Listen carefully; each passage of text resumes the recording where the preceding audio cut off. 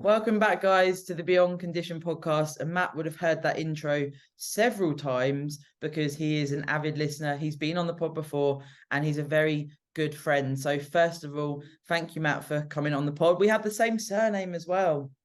We do. I wonder if we're distant relatives. Maybe that's why we both love bodybuilding. Yeah, We're both messed up in the head because we're related somehow. Yeah, well, actually, I just recorded a pod with Emma and Rob, and we were talking about competing and what it sort of takes, as it were.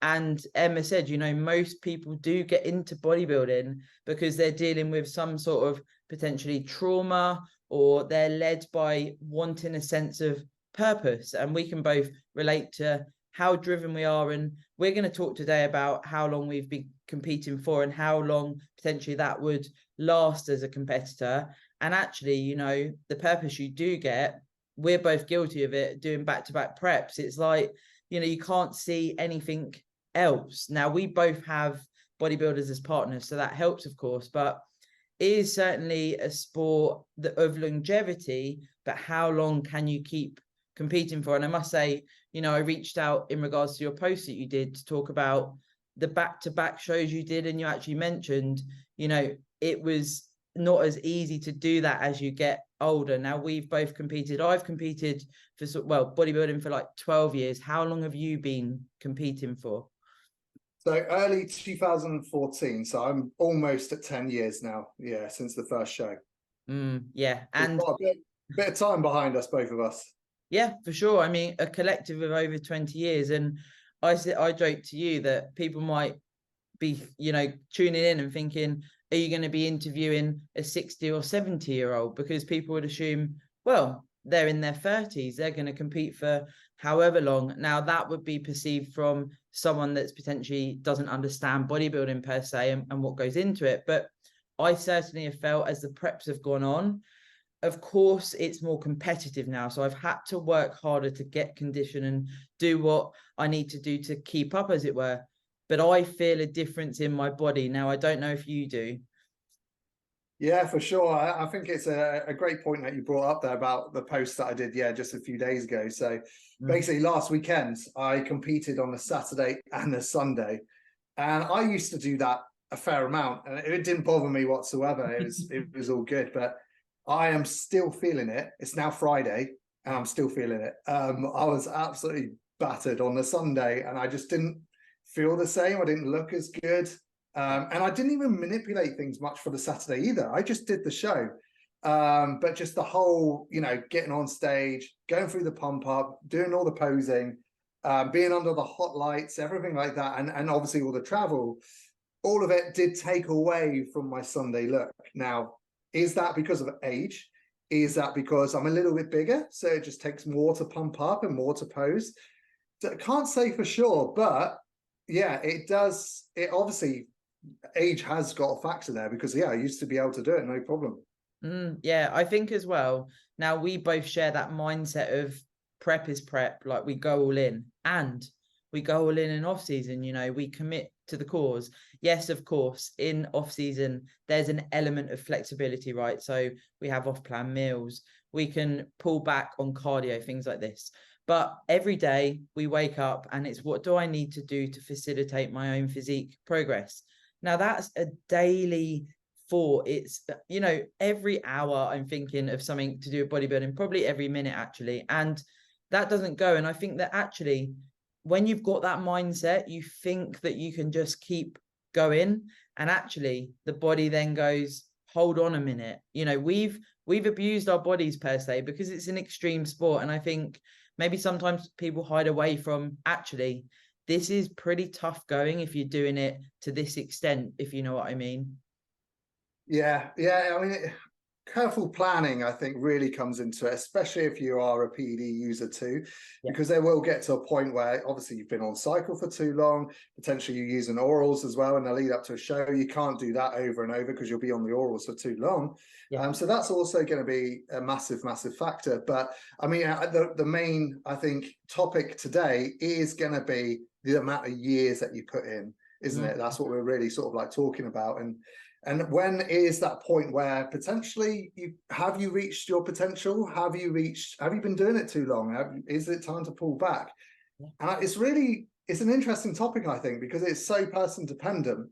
Yeah. And obviously you see guys that are, wow, I saw a guy that, I've forgotten his name now. He does all the videography for the top pro shows. And he did a video of a guy that was 90 plus. He was on stage posing, which I absolutely loved.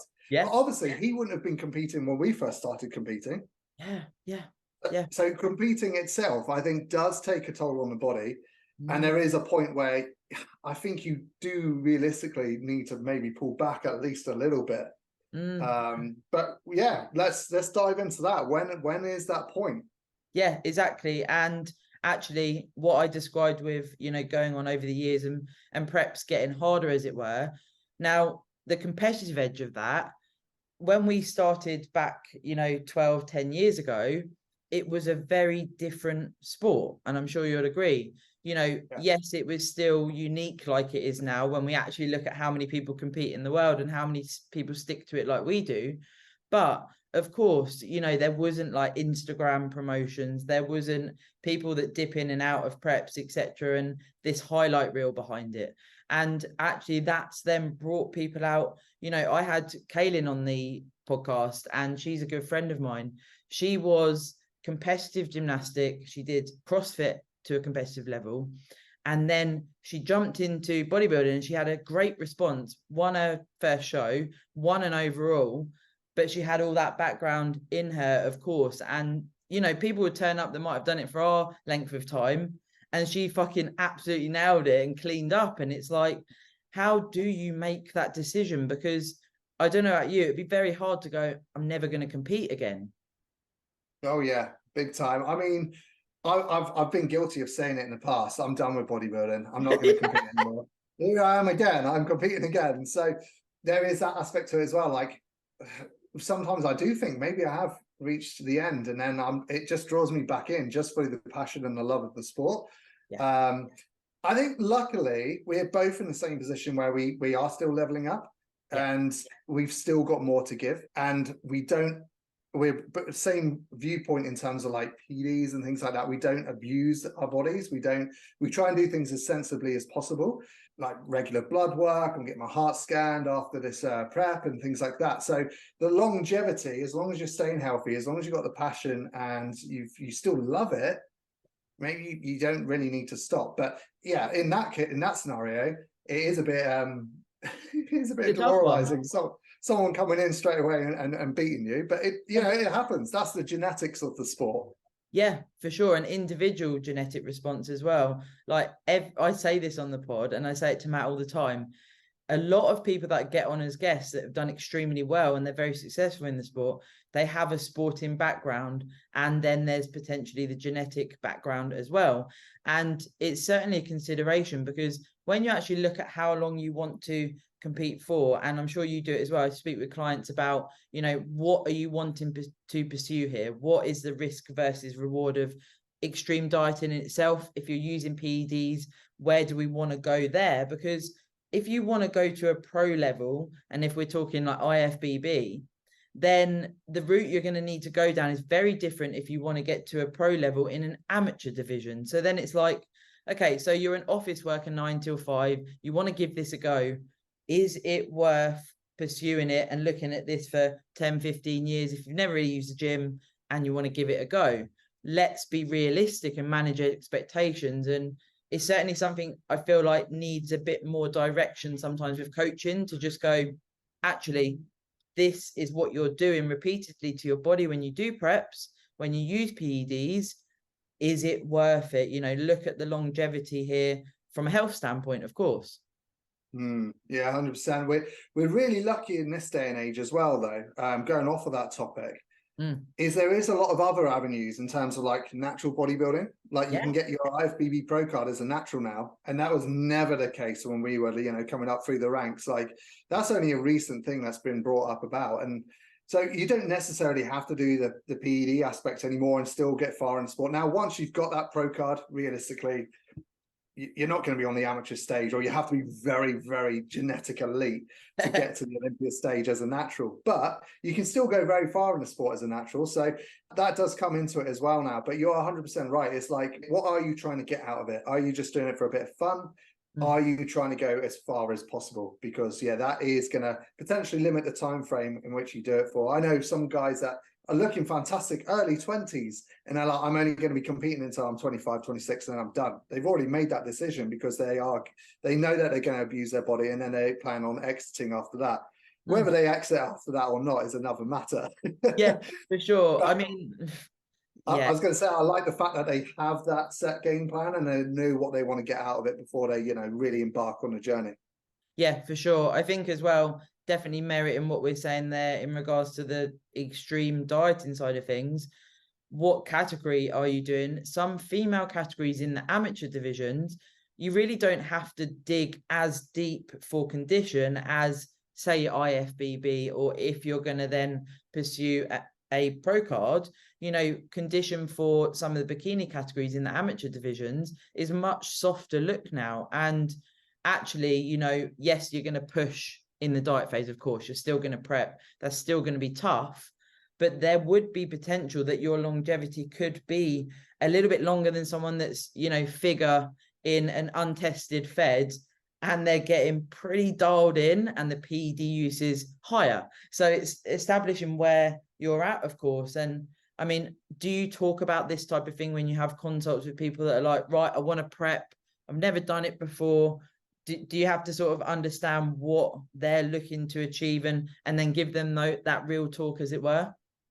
Yeah, 100%. So usual situation is, before I even speak to them properly on a call, is I get them to send over check-in shots. I have a little look at their physique, because what you said there is absolutely right as well. Like, in terms of what category they're going to go for, how hard would they need to push in terms of condition. But if they do use PEDs, like obviously a classic or an open bodybuilder is going to be using more than like a first-time men's physique competitor, for example.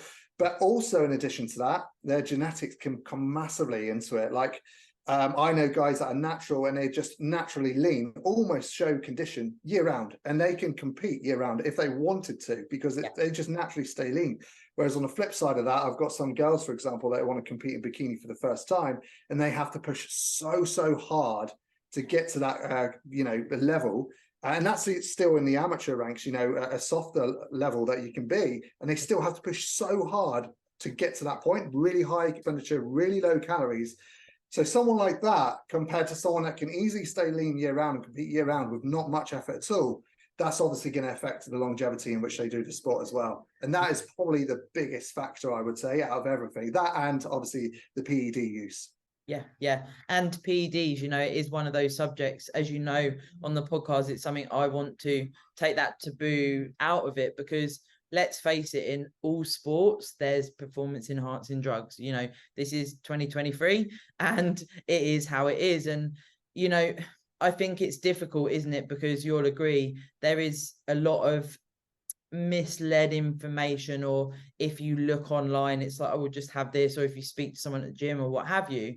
And actually, really, for us, being honest coaches and laying it out, the risk versus reward, but that coupled with, do we feel as their coach, or whether it's on a consult and they're looking for us to become their coach, do we feel they've got what it takes to pursue this dream that they may have, that they want to step on a pro stage with XYZ federation? But it's not an easy conversation, is it? Not at all, not at all. And sometimes it's not even getting up to the higher levels, Sometimes it might be just getting for a pro card in one of the UK amateur federations. Like, sometimes it just isn't on the cards for some people, unfortunately. And that is an awkward conversation, because I have had to have that a few times, managing expectations and say, like, yes, we can absolutely bring you in your best ever. Maybe you've done a photo shoot prep with them before or something like that. But being realistic with you, it's going to be extremely difficult for you to progress up to the standard that you want to be, just because the genetics aren't there. Not saying that it couldn't happen, but you are going to be in for a rocky ride. And is that a saying? Rocky ride? I know. Yeah, we'll go with that. You know what I mean?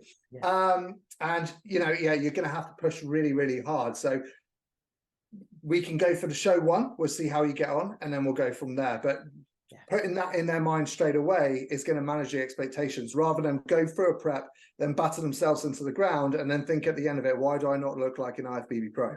Yeah, because it is tough when you are putting everything into it, and potentially, your physique's not how you thought it would look when you're dieted down. Now, I've had this before with people that feel like they've got muscle there because they've maybe done some novel gym training, they've done bits and bobs in the past, and they come to you and say, I've got muscle, I know I've got muscle, but there's layers of fat.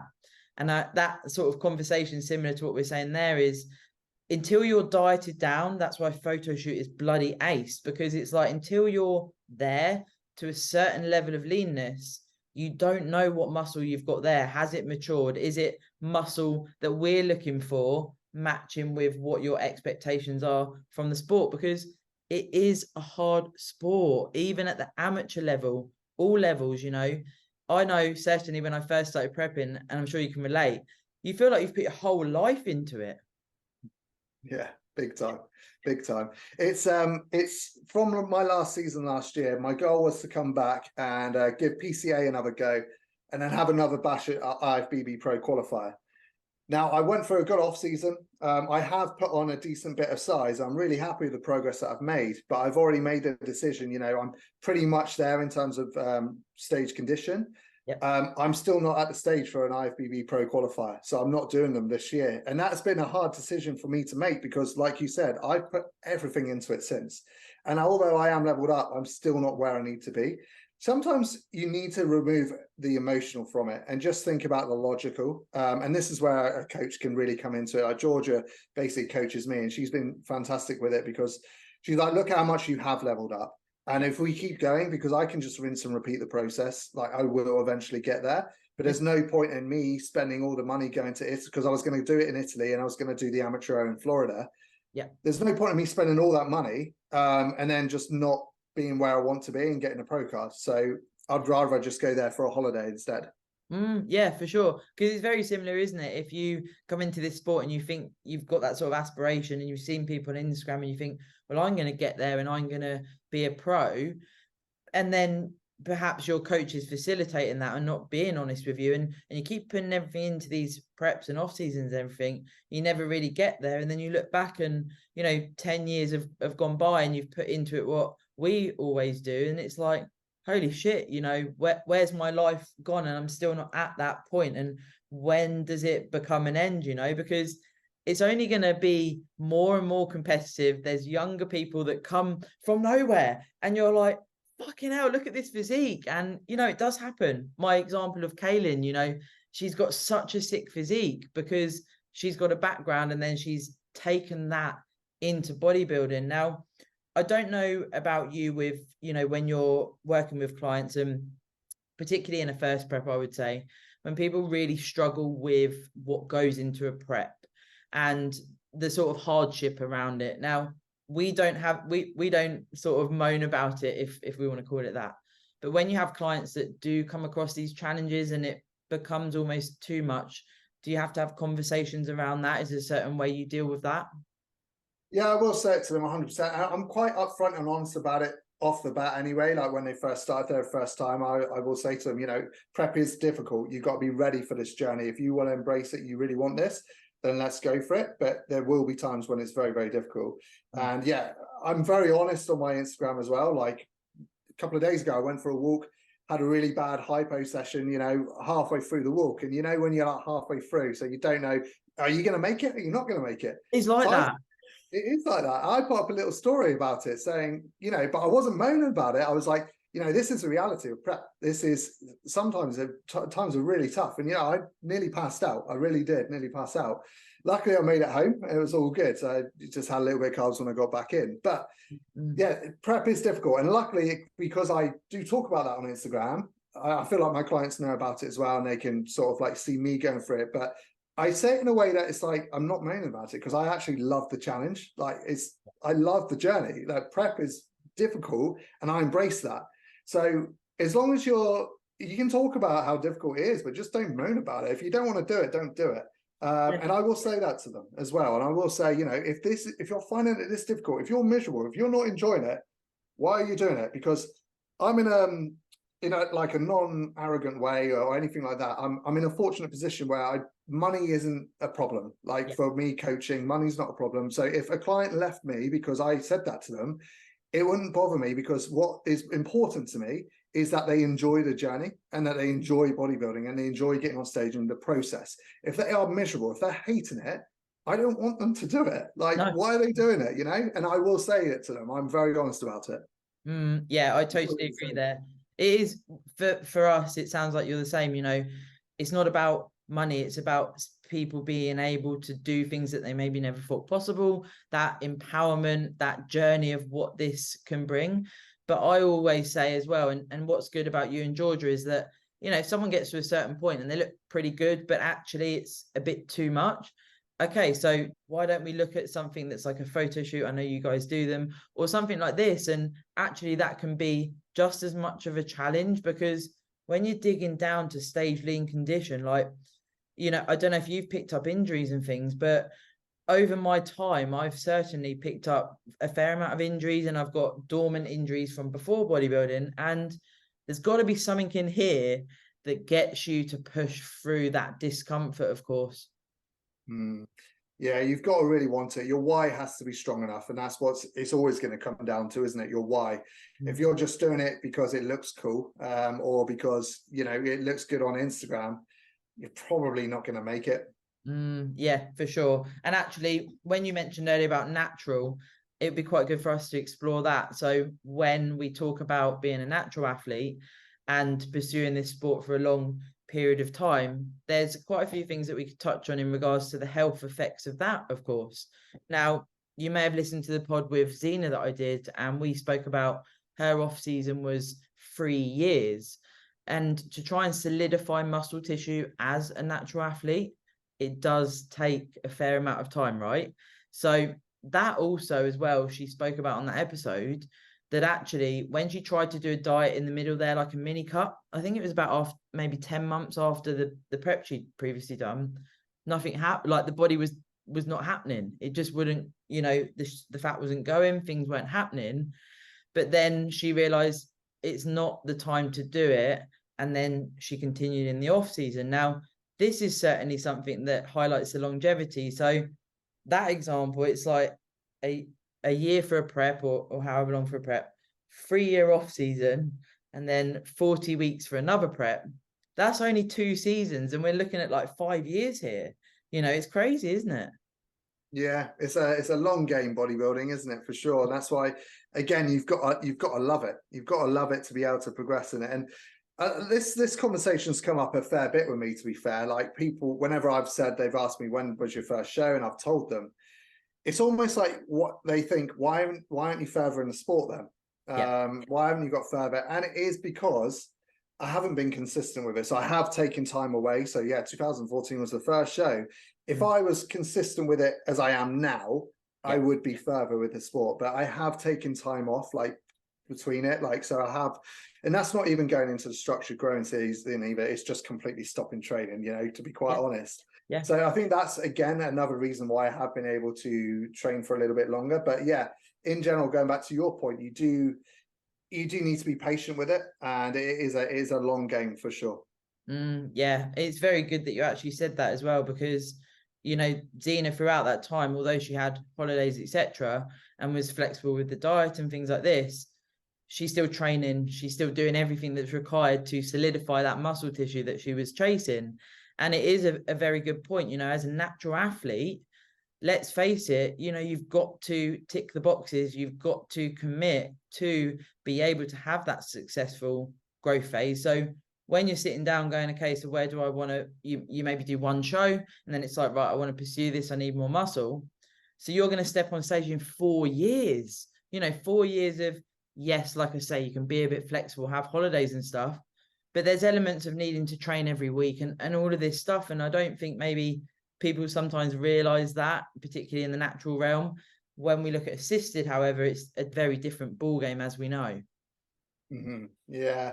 Yeah, but again, it's person dependent, isn't it? Like if you look at someone like Samson Dowder, like how much he progresses in like a very short space of time, that's not realistic for No. someone like me. Like, you know, so even like compared to someone like that, even though I'm assisted, I would need a lot longer to get, and I still wouldn't get anywhere near the same results, you know. So even with assisted, yes, it does speed things up a lot. It's still, yeah, it's still, you need to be patient and it's person dependent. So yeah, I think you can never really compare yourself to others. You know, that topic comes up a lot in bodybuilding, but you can't compare your progress to other people because it's always going to be different.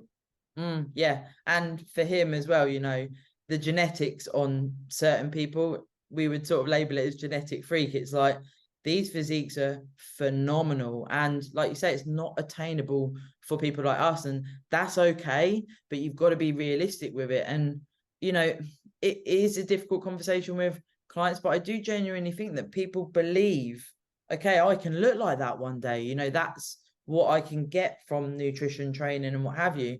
And where we're talking about PEDs and pushing that realm, of course, I'm sure it's something that you've spoken with Georgia about. You've gone through in your head millions of times. How much do I want to push that to potentially achieve an IFBB pro card?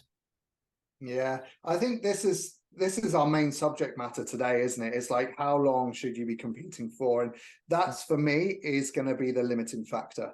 There will be a point where I have to take my PEDs to a certain point where I potentially do start to jeopardize my health a little bit.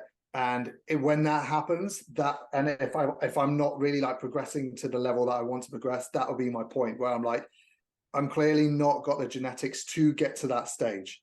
And the health consequences of that is not worth it to me. So that, for me, is going to be when I have to pull back. But luckily, I'm nowhere, don't seem to be anywhere near that stage yet. I'm still progressing. My bloods are all good. I'm quite in a healthy position. So right now, I'm good, but it potentially will get to that point. You know, everyone's going to have a point where they can grow for a certain amount of the amount that they use before they do have to take it up to that next level, you know.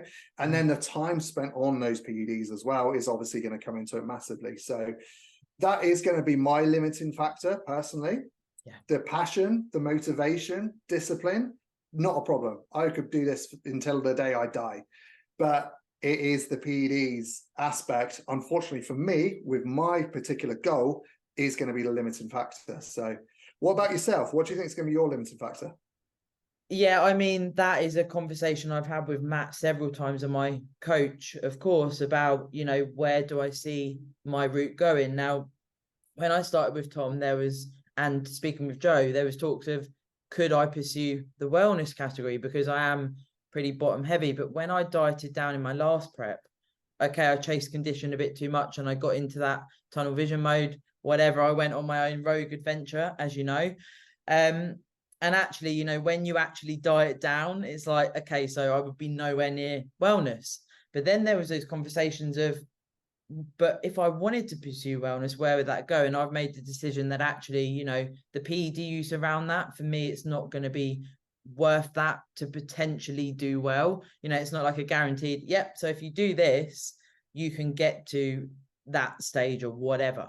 But I guess for me, because that last prep, like it was pretty fucked up, and the health consequences, that is a limiting factor for me. So you'll know from listening to the pod, one of the reasons I went assisted was to rectify my thyroid was tanked, my T3, T4 conversion was fucked, my test was very, very low, my liver was going in the wrong direction, my liver function, and I haven't slept well for 10 years, you know, and things like that. I didn't have a period for 6 years, all of these things. So right now, I'm trying to rectify those things from extreme dieting for 10 plus years.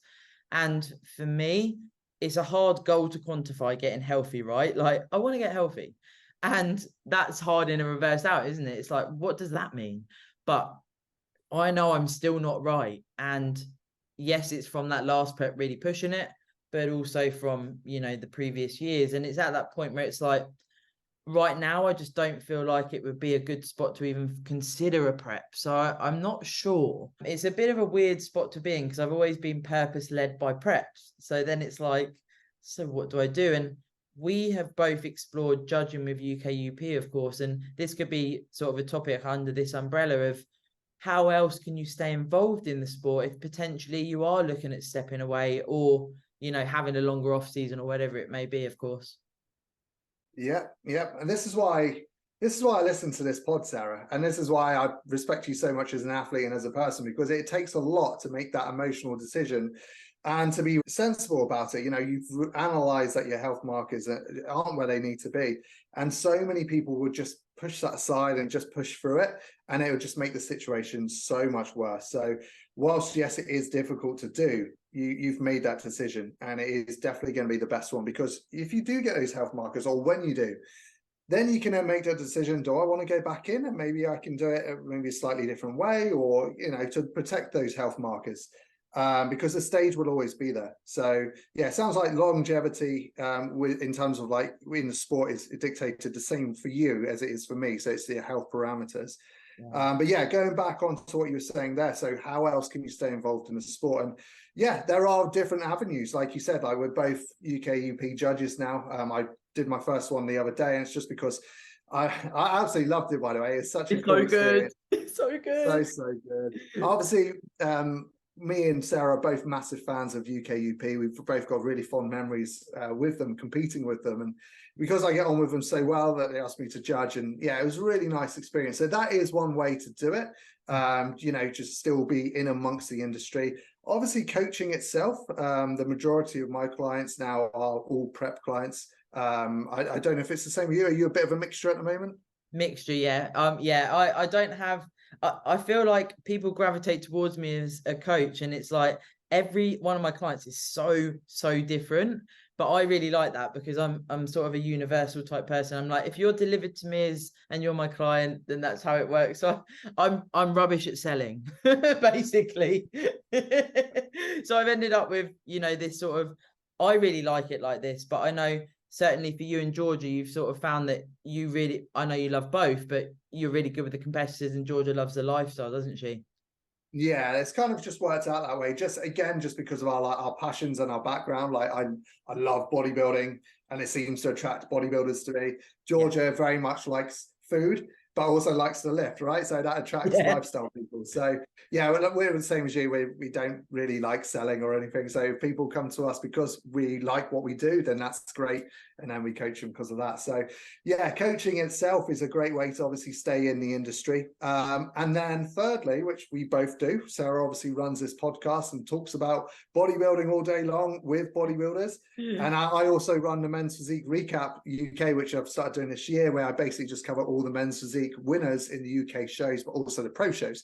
And that's really cool as well. So I'm sort of like in the industry there and networking with all the top competitors. So there's many different avenues to go down now, which you don't necessarily have to compete to be in the sport. So yeah, there's lots of things you can do.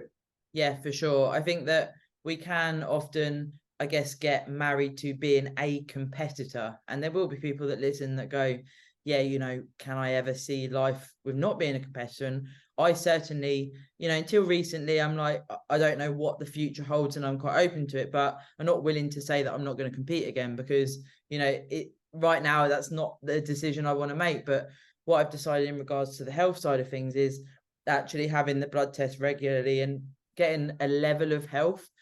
Even like I said earlier about insomnia, and we could probably talk about that a bit with preps and things, you know, I haven't slept well for that whole period of time. And that's not me just saying, oh, you know, sleep's a bit shit. When me and Matt met, I actually never spoken about this on the pod.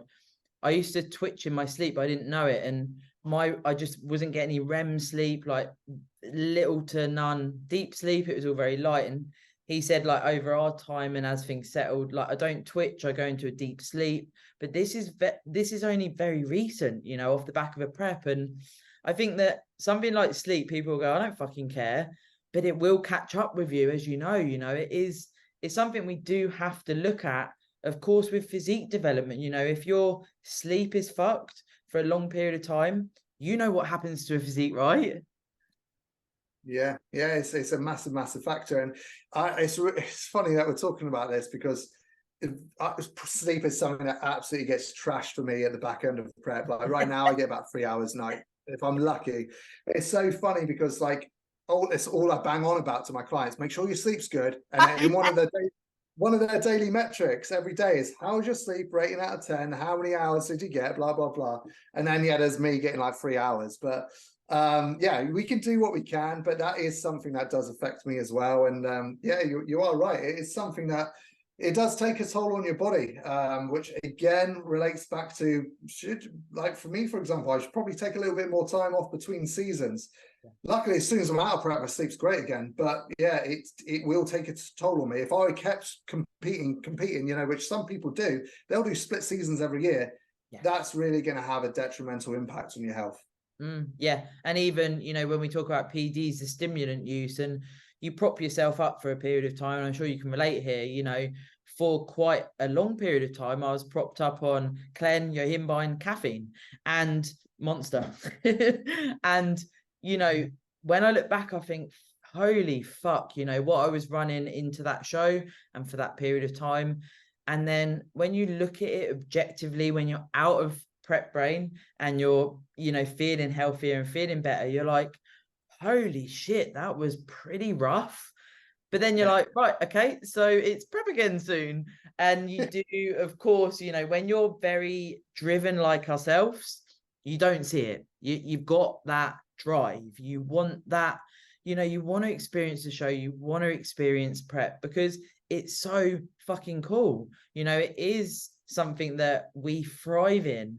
But then outside of that, it's like for us and for people that are looking at stepping away from the sport, how do we look at life beyond bodybuilding? So we've spoken about bodybuilding related stuff, but actually I remember you guys went skiing and you do things like that. Is that something that you try and incorporate more in off season? So you've got other things, So I play a bit of golf as well. So I play golf, and then we try. I'm terrible. I'm really quite bad. I love golf. Do you actually? Well, I said to Sarah, next year after George's show season, we're going to come out to Thailand. If you're still there, we'll find a golf course. It's stupid things like that, though, isn't it? It's like actually going to have a game of golf that's like so novel for someone that's a bodybuilder, because we're always like gym, eat at a certain time, everything's like routine and structure. And then you go and do something like that, and you're like, wow, I didn't think of, okay, when's my next meal, when's this, when's that, because I was immersed in something so different. But I think, I don't know if you get it, I certainly in the past I used to think, well, if I'm doing something that's not bodybuilding, then am I a proper bodybuilder? What will people think? Yeah, no, I do totally get that. I mean, I was quite good at separating it because I don't play it when I'm in prep. Again, for that reason, I can't take my mind off bodybuilding. I can't enjoy anything else, which is quite bad. And that's something I need to work on really bad. But yeah, off season, I do play golf on a Sunday, which is my rest day. So I still plan it around bodybuilding. I know. And I still take my foods and my meals in my golf bag. So I'm still doing it. I'm still ticking the boxes. I can't switch off, mate, to be quite honest. Yeah. But that's kind of like a hobby. I think the main thing you were getting to, like, is there something that you're going to do after bodybuilding which is going to help you transition away? And for me, it's going to have to be something that's competitive. I have to compete in something. And I know a lot of bodybuilders hate this, but something like CrossFit is probably going to be where I go.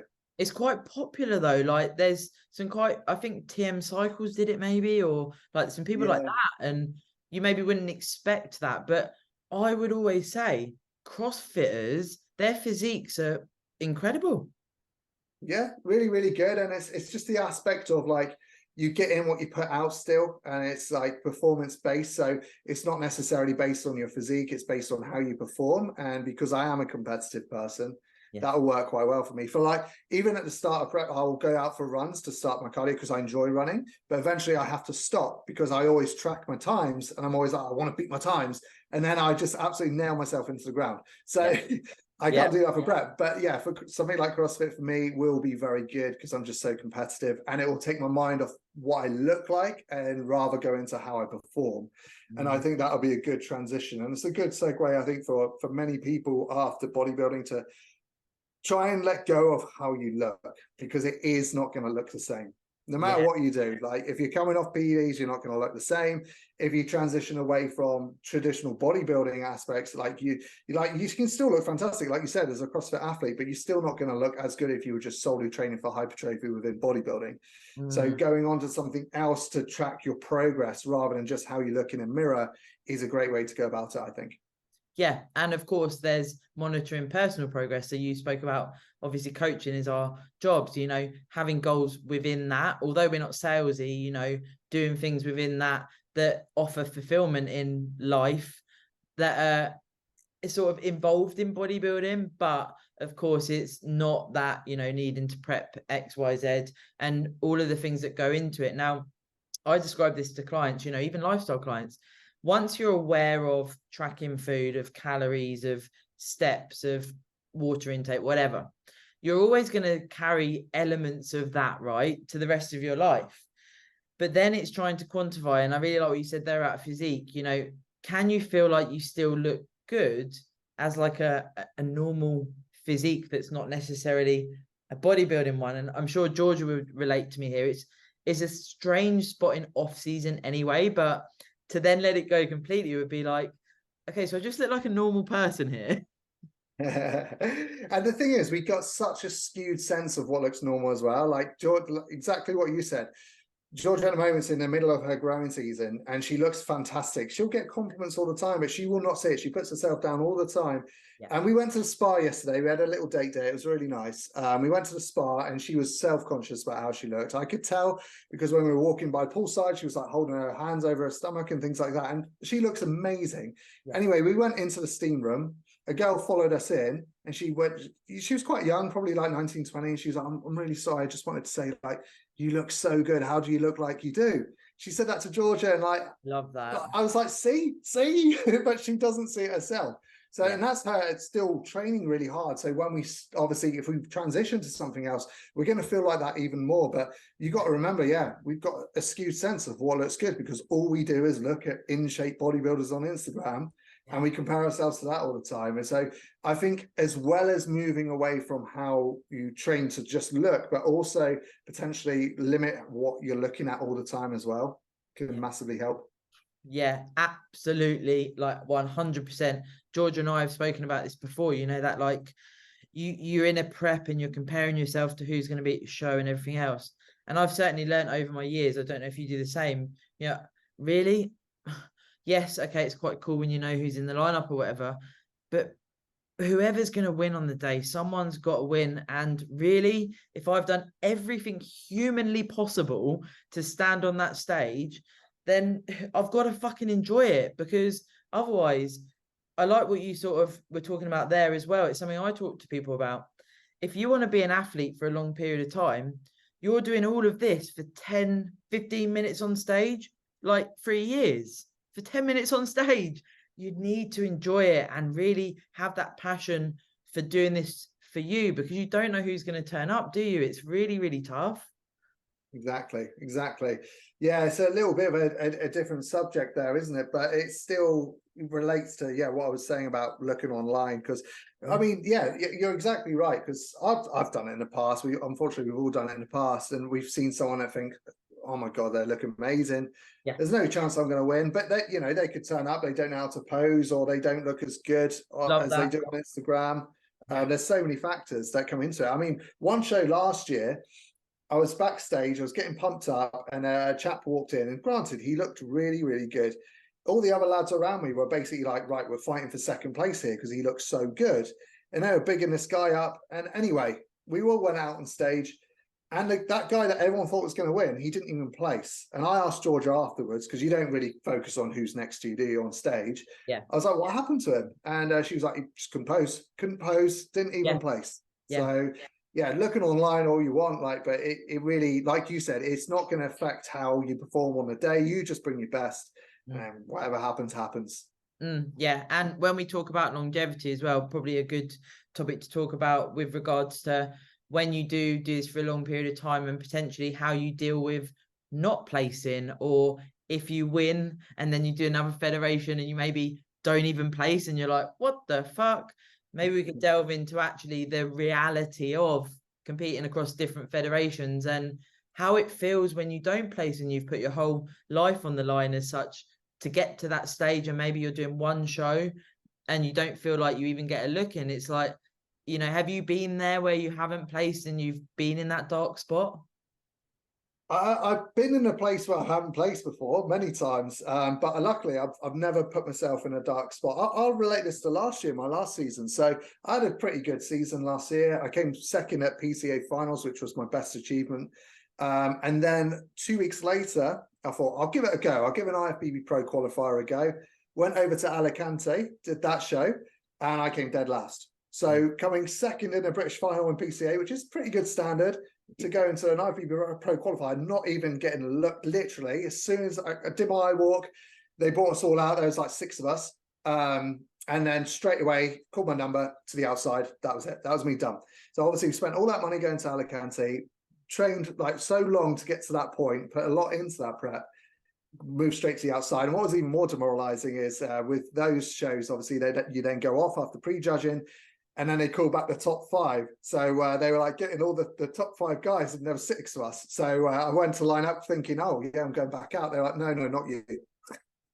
Yeah, but it's cutthroat like that. Like when you compete internationally, now what you've just said there is gold. It's a very different ball game. And I say this, and I think people think, what are you fucking on about? When I competed in Mexico, Miss Universe, like I'm looking around thinking, fucking hell, this is different. You know, it is a very different ball game. And I liken it to, you know, you've got all the different countries there. Everyone's suited and booted in their attire. Everyone's in these sort of they're in their countries, and you look around and it's very serious, and it's very different to what I would say the amateur divisions in the UK. Now, that's not me saying that, you know, the amateur divisions, if that's your aspiration, it was for me for so long. And it's so fucking cool, you know, UKUP, the different federations you have access to. But if you're looking to compete internationally, I know many, many athletes that have got abroad, and it's a fucking shock to the system. I don't know how your experience was with the standard.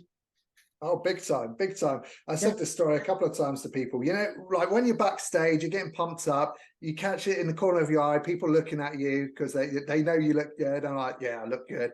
Anyway, backstage at Alicante, I'm getting pumped up. I'm looking around and I'm thinking, oh my God, what am I doing here? Yeah, because I felt very small, very, very small. But it didn't really, like, in terms of going back to what you said about being in a dark spot, I'm unfortunately, in terms of my mindset, I'm one of these people that if I lose, I want to be better. So as soon as I got off stage, I was like, I'm going to come back.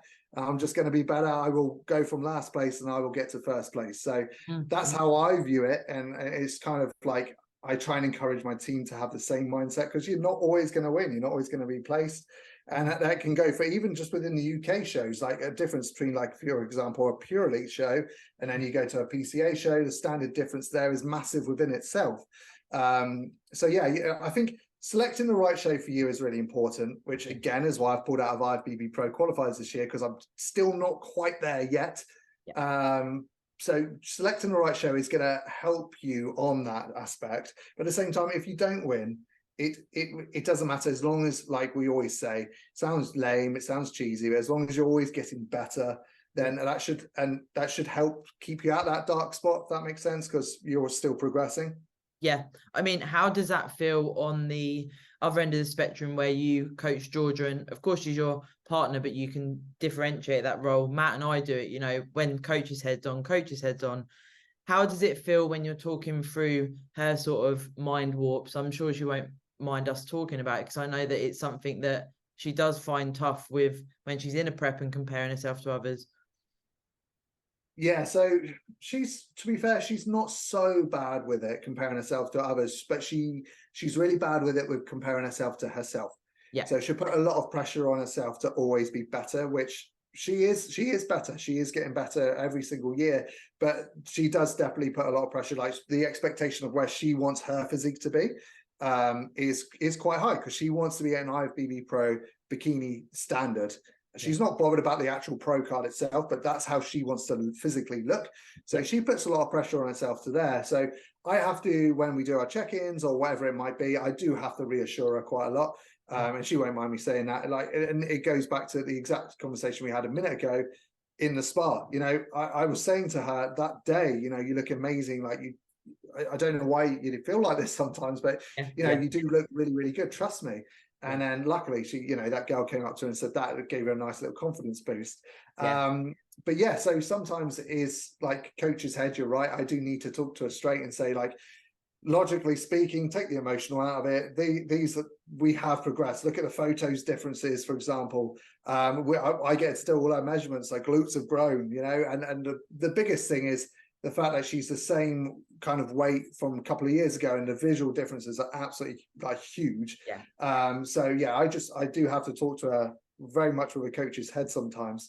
Whether she listens, I don't know, but but of course this leads into the subject today, you know, having that skewed body image or internal talk or whatever it is, however much we fluff it out, most of us in a physique-based sport, I'd say probably potentially borderline more females, but have that self-talk of, I don't look good, this is hard in the off seasons.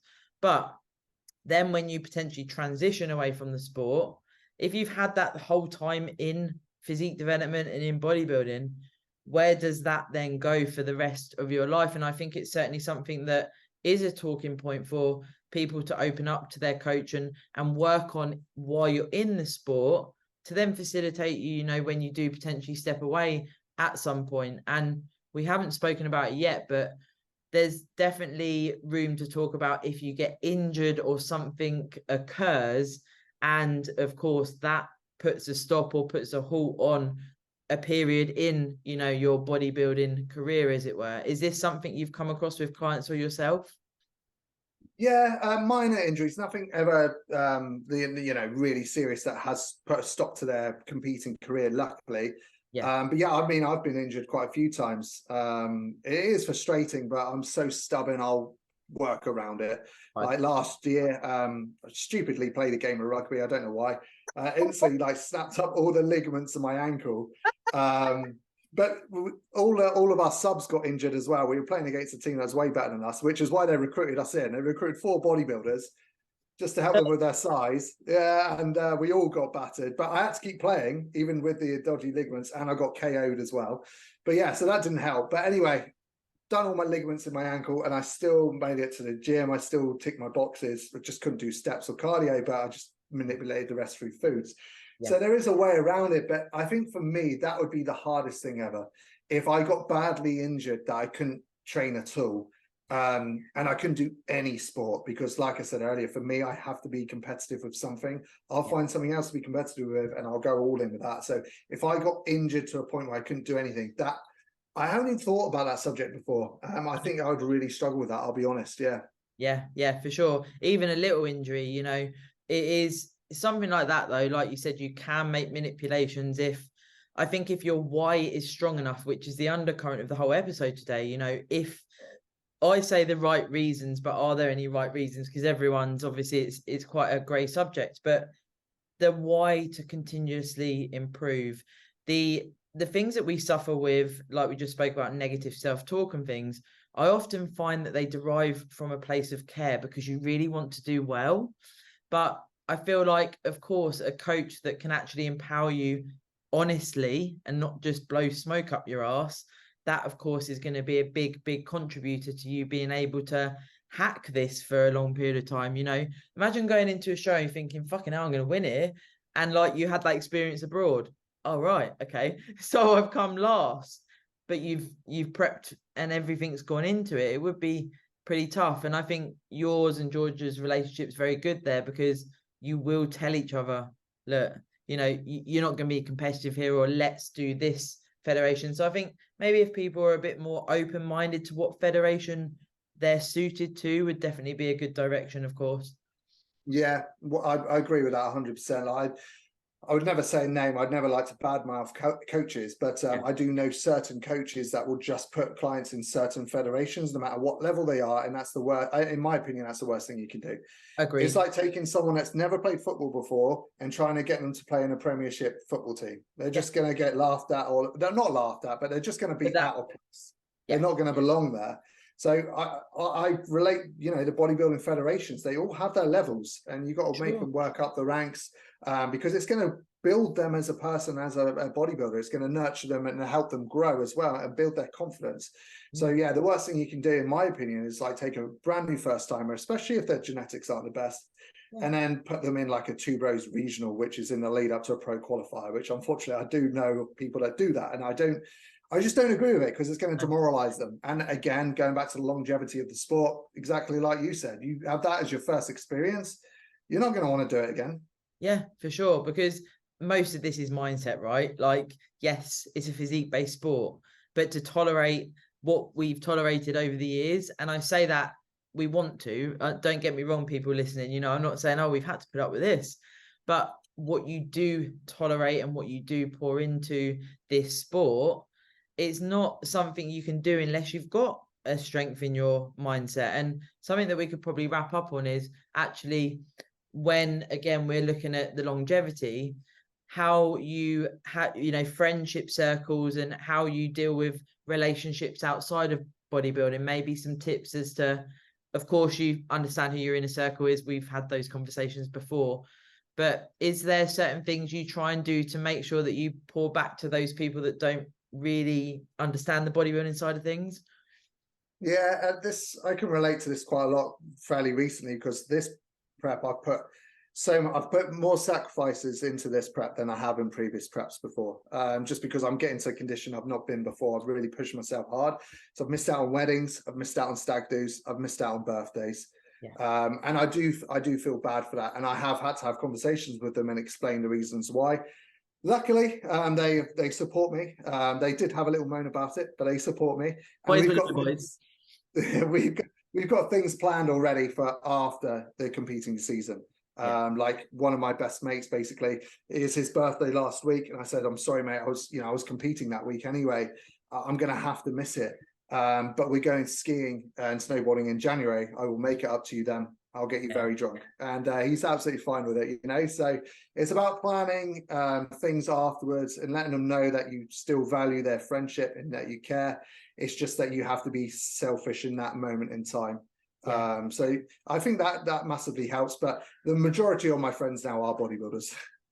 Yeah, same, for sure. Like, I think as well, what you said there, the communication, actually, when you're very confident in, look, I really want to achieve this is what this goal takes, and you can be as in-depth as you need to actually, you know, this is fucking really important to me. Don't shy away from that. Like, you know, really lay it on the line if you can to your good friends that aren't bodybuilders, because they don't get it, but they don't need to get it. But if they can see how important it is to you, I really do think that there's merit in what you've just said there, because I think sometimes we can be like, oh, well, you know, I'm just sort of doing this show. And it's like, well, no, you're doing an 8-month prep for that show.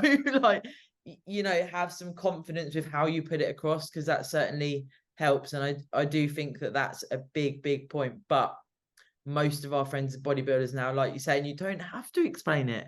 It's so much easier.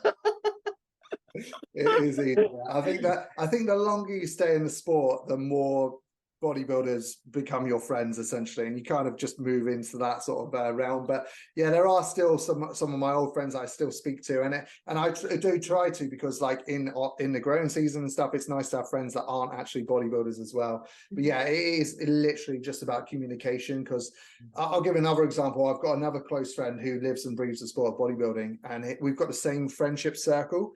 And whenever they ask him to do something in prep, straight away he's like, no, not doing that, I'm in prep. But he doesn't explain anything. He doesn't explain, like you said, what it means to him. Now, like, even if he's like really far out, he's like 4 months out, he's just started prep, they'll just invite him out for a barbecue, which he could go to, grill some chicken or whatever. He's like, no, not doing it. I mean, like, straight away, doesn't even give a reason. And like, that can cause some problems, because they're like, well, you know, you can still come along, you can be flexible, but so communication really is key. 100%.